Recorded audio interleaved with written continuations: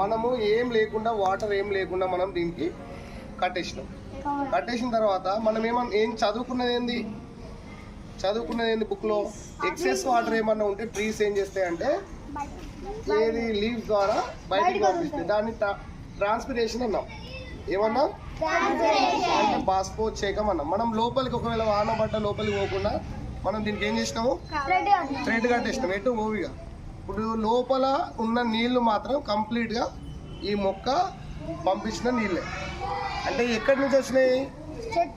Stem నుంచి. ఎవరు తీసుకొచ్చారు ఇక్కడికి?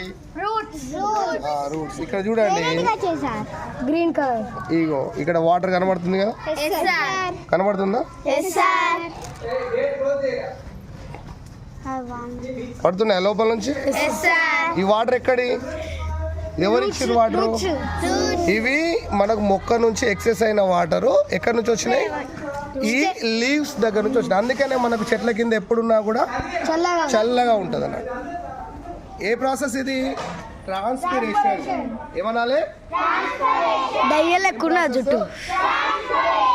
సరే, ఈ ఒక్క మొక్కకే వచ్చినాయా లేక ఇంకా వేరే మొక్కలకు వచ్చినాయి? ఇప్పుడు చూడండి, మనకు లోపలికి నీళ్లు పోకుండా మనం పెడితే తడి వస్తుంది కదా, వచ్చింది. సో మనము లోపలికి నీళ్ళు పోయే అవకాశం ఉందా అంటే లేదు, హోల్ లేదు. ఇప్పుడు హోల్ అయితే కాలే. ఇగో. సో ఇంకా చూద్దాము.